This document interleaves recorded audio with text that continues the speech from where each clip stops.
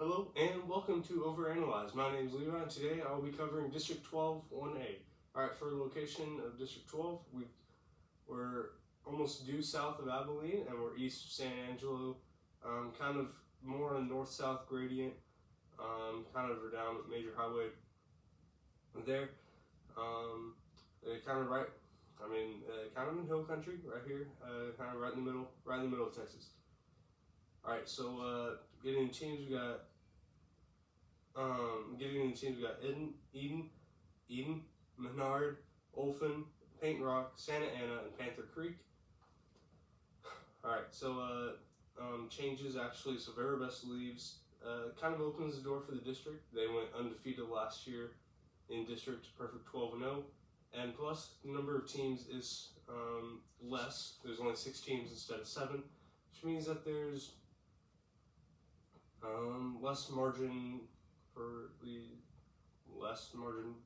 more margin for error, and you can mess up more and still make it into the playoffs. So anyways, Eden went 9-2 last year. That's what it says, but their only missing game was against Olphin, who was winless in district. So we can really say 10-2. Their only losses were the top team, Veribest. They lost to Sterling City and by district by 6. It's unfortunate that they had to play them because they lost to them by 3 in the regular season. So 2 games decided by 9 points. It's unfortunate for them, but they'll be back next season. They're only they've only got 3 seniors. But they're all starters. All 3 of them are starters out of 11 players. So that means that they are losing a lot of people. They are losing some significant people, but they are. With only 3 seniors, that means you got at least 2 starters coming back. So there's that. They're going to be back next year, probably to take top in this district. Alright, so next we got Menard. Menard got 3rd in district.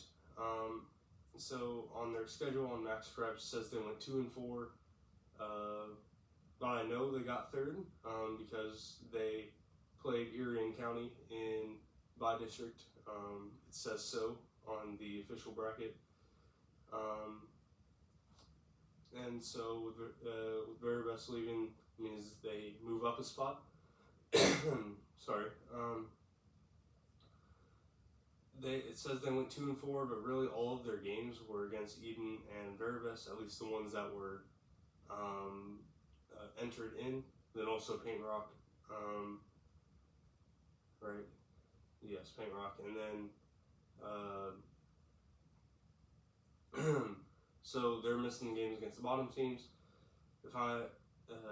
They probably beat all the bottom teams because they did end up getting 3rd. They didn't end up finishing above all of them. Alright, so they have 11 players on their roster, but only 1 senior, which means that they've got most of their people coming back. Maybe to challenge top spot, but definitely to be back in the playoffs. Probably 2nd place. I'll do that later. Alright, so next we got Santa Ana. They got 4th last year. Same story basically. It says they went 2-4 in their games. The games entered were against Veribest, Eden, and Paint Rock, which means they're missing their games against Menard, Panther Creek, and Olphin. If they got 4th, that means they probably beat Panther Creek and Olphin and lost to Menard, getting 4th. They lost to Robert Lee in by district. Tough draw for them, I guess. They do have a lot of people leaving. They got 5 seniors on 13 players, so quite a bit of people leaving. But again, as I said earlier, it's just kind of wide open because of the top team leaving. So they will probably end up being in the playoffs next year. Alright, so next we got Panther Creek. Panther Creek did not make the playoffs, but I'm pretty sure they finished 5th. Because I know Paint Rock had all 12 of their games. Thank you for entering them.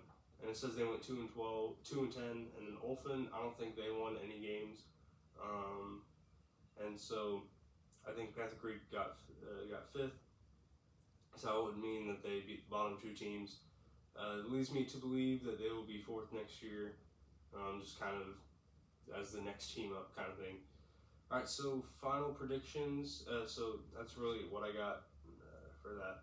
All right, so final predictions. We got Eden at 10-0, Menard 8-2, Santa Ana 6-4, Panther Creek 4-6, Paint Rock 2-8, and Olfen 0-10. Kind of laid out, no splits for this district, at least on my account. I said on an earlier district, it happens occasionally. I think it'll happen this time. I just think there's enough of a gap that there's not really going to be any splits at all. But yeah, so that's really all I have on this district. Tomorrow I will cover District 13, 1A. And yeah, thanks for watching.